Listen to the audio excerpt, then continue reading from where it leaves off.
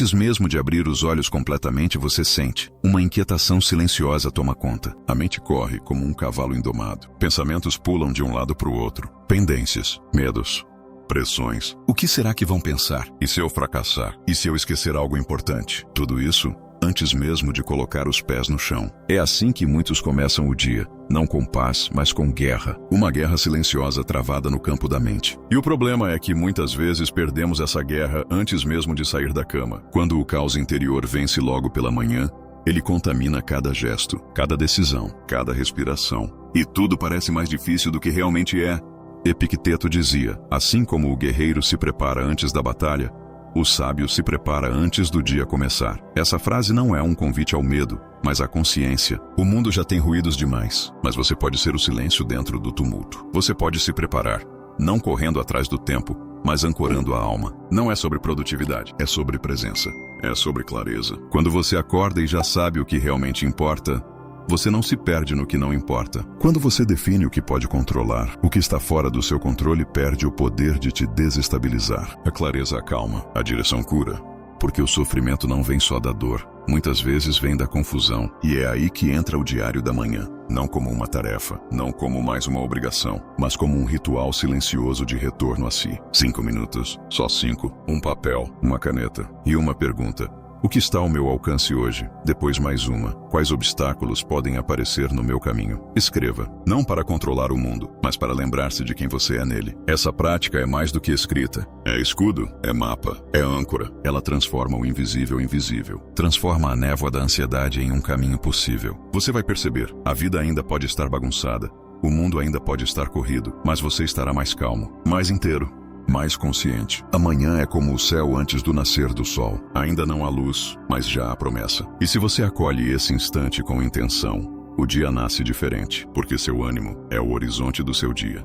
E tudo começa quando você escolhe começar em silêncio, com propósito, com presença. Há dores que nos pegam desprevenidos, não porque eram inevitáveis, mas porque fingimos que não poderiam acontecer. Fingimos que não existiam. E nesse fingimento entregamos nossa força ao acaso. Existe uma parte da mente que acredita que pensar no pior é chamar o pior, como se a simples imaginação pudesse invocar o infortúnio. Então evitamos.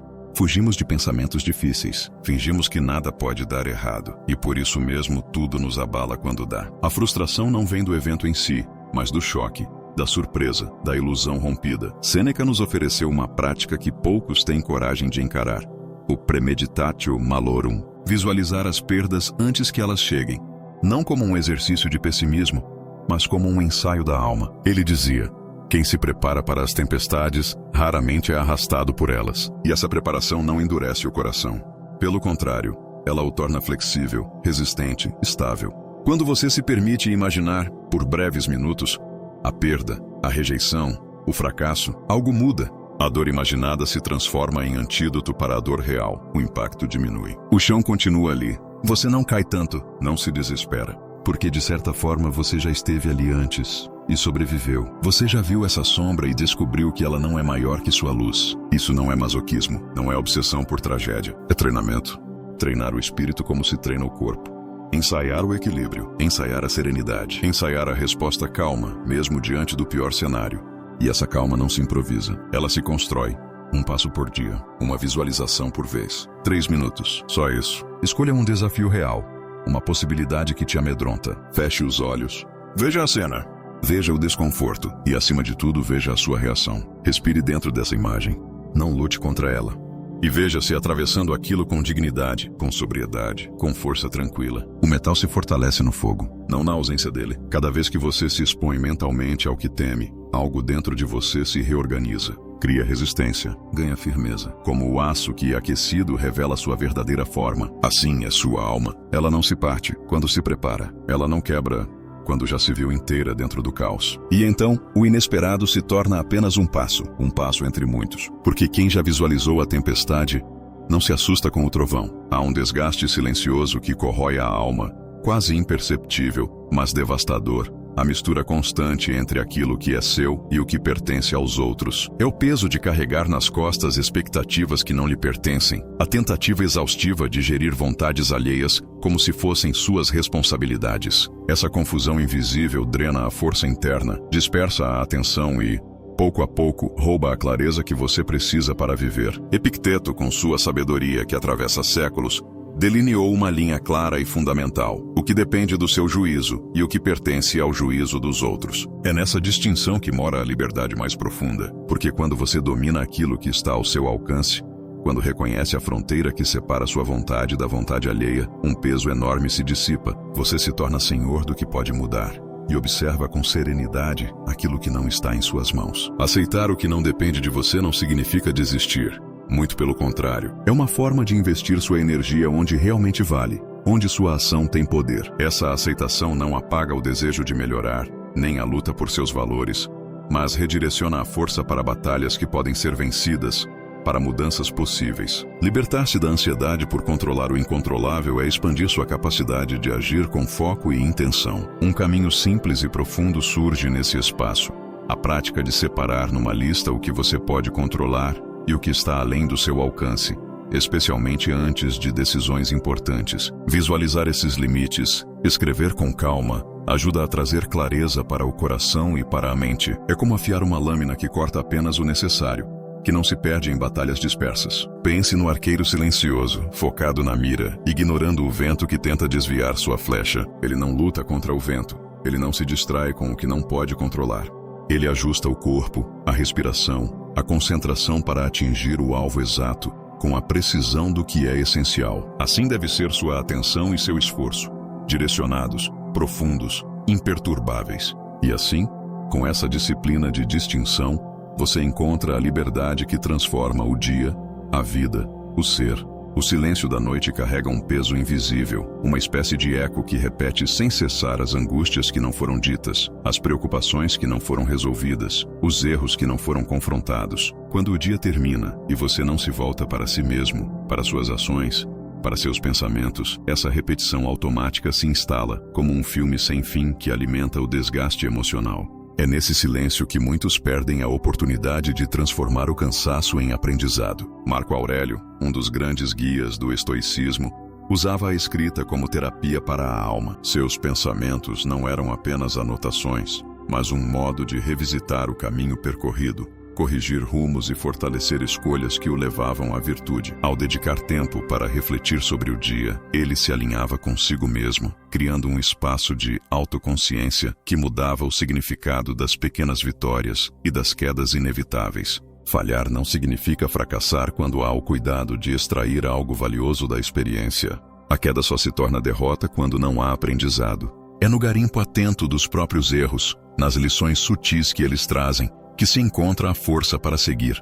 O verdadeiro valor da queda está na qualidade da lição que você recolhe, na paciência e na compaixão que oferece a si mesmo nesse processo. Não se trata de julgamento, mas de compreensão. Antes do repouso, dedicar alguns minutos para anotar 3 acertos e 3 aprendizados cria um ritual de presença consigo mesmo.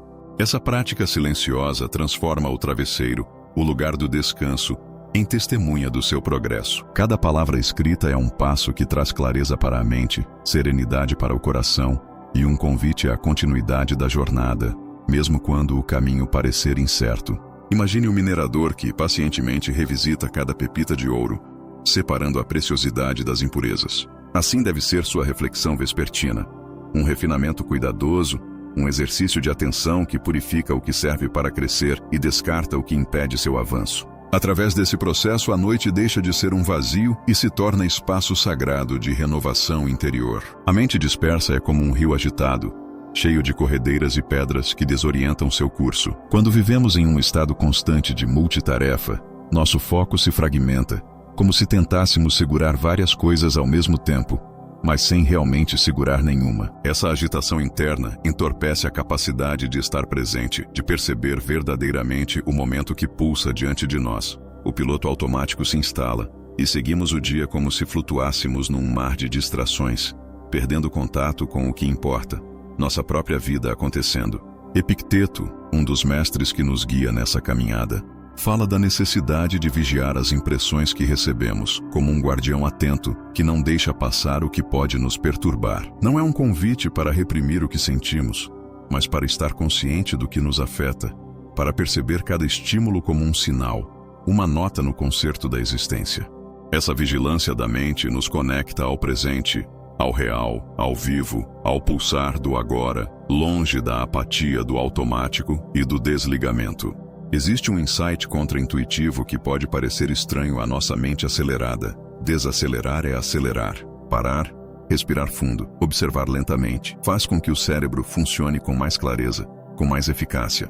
Quando saltamos de uma tarefa para outra, perdemos energia e nitidez. Ao contrário, ao diminuir o ritmo, ganhamos espaço para o pensamento profundo, para a serenidade que cultiva a força interior. Tomar micropausas ao longo do dia, 2 momentos curtos de atenção plena ao que é simples e cotidiano, seja a respiração, o movimento do copo d'água, o passo que toca o chão, cria uma corrente contínua de presença. Esses pequenos espaços de pausa não são vazios, são cheios de significado, cheios de vida, cheios de consciência. São fios que costuram o tecido da mente dispersa, trazendo de volta a conexão com você mesmo.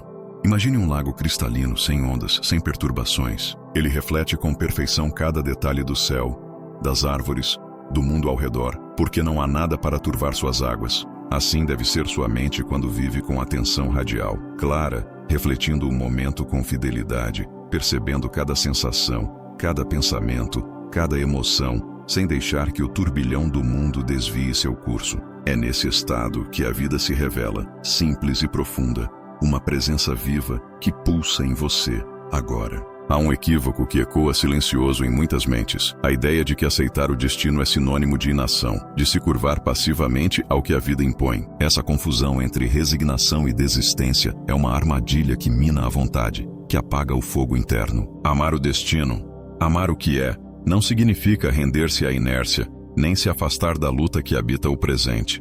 Ao contrário, é um convite para agir, para responder à vida com coragem, mesmo quando o caminho parece incerto ou difícil. Nietzsche e Epicteto, embora de tempos diferentes, se encontram nesse ponto profundo da filosofia. O amor fati, o amor ao destino que nos foi dado, não é uma aceitação passiva, mas uma ação intencional.